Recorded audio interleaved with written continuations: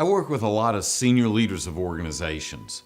One of the major challenges these leaders frequently share with me is their difficulty in hiring and holding on to great people. They want talented people, and they don't want those talented people going to the competition once they've been hired and trained. So they'll ask me, Sam, what's the best way for me to win and hold on to the talented people that will keep our organization competitive? Often before I can even begin to answer that question, the phone will ring and I'll hear that same senior leader say something like this. Jim, do you realize that you're accountable for delivering X, Y, and Z by such and such a date? The leader's tone on this conversation is likely to be brisk and aggressive. The conversation is typically brief and one-sided, and the implication is always clear. If the person on the other end of the line doesn't deliver exactly what's expected on time and under budget, there's going to be trouble. These very same leaders are the same ones that most likely are the ones to tell me that they pride themselves on their organization's accountable workplace culture, as though them saying, "I am holding you accountable," was what created such a culture. This is a fundamental misunderstanding of the whole concept of accountability, a misunderstanding that undermines any and every attempt to recruit and retain a productive team. It never even occurs to those leaders that the quality of the conversations they're having with their own people is adversely affecting their ability to attract and hold on to the best people. As a leader, we have to change the way we think about accountability. We have to change the conversation.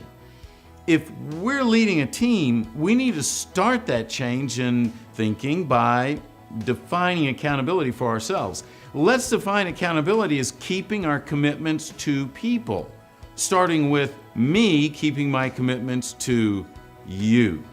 Translation: having an accountable culture doesn't mean you hold everyone else hostage to your authority. To the contrary, it means modeling accountability from the top down. It means you go out of your way to make commitments that support your team as they move towards fulfilling their goals. And it means you keep those commitments. It means accepting that an accountable workplace culture always starts with the commitments that you make to the team, not the other way around. It is perhaps a little too easy for leaders to look past that word commitment. It is too easy to think, oh yeah, I know what a commitment is. Everyone knows what a commitment is. A commitment is when you say yes, or I will, or maybe even I do. A commitment is something you follow through on no matter what. Just because you hit tough times does not mean you need to move on or that it is time to quit. Just because something is hard does not mean you should do something else. Where's the commitment in that? A commitment is a pledge. It's a promise. It is not a maybe or a hopefully or a probably. It is an absolute. It is a relationship built on a foundation I call no matter what. That foundation takes the form of two powerful questions. What personal commitment do I demonstrate to my people in both words and deeds, in every single interaction? And how do my people know with certainty that I'm committed to them and that I will be delivering on my commitments to them? Notice how a conversation about, say, an important project's current status changes when you make a habit of asking yourself two questions. Instead of saying, I hope you realize that you're accountable for delivering XYZ by such and such a date, you're more likely to say, Jim, I'm committed to helping you always shine, reach your full potential, and move forward in the organization. With that in mind, what do you need from me in order to complete this assignment at a high level of quality by August 1st? Guess what? That's what a conversation in an accountable workplace culture sounds like. And following through on what you then commit to is what it looks like. Holding someone else accountable without clarifying your commitment to them is like holding a gun to that person's head. Who wants to work in that environment? If you stop to think about it, you'll realize that the only person and the only reason someone stays in an environment like that is the paycheck they receive. Is that where you are right now with your team? If so, you should know that that's an extremely dangerous place to be if you're a leader whose priority is attracting and retaining top talent.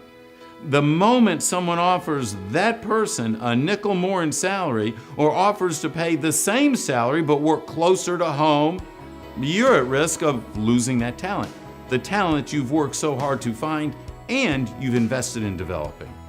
When you hold someone accountable, it is all about them doing something for you. By contrast, when you are accountable to the people you lead, the conversation is transformed. It becomes about you're working for their success. When you create an authentic relationship that's based on you keeping your commitments to your people, based on you being accountable to them, they will naturally want to perform at a high level, and they will never want to go to work for anyone else.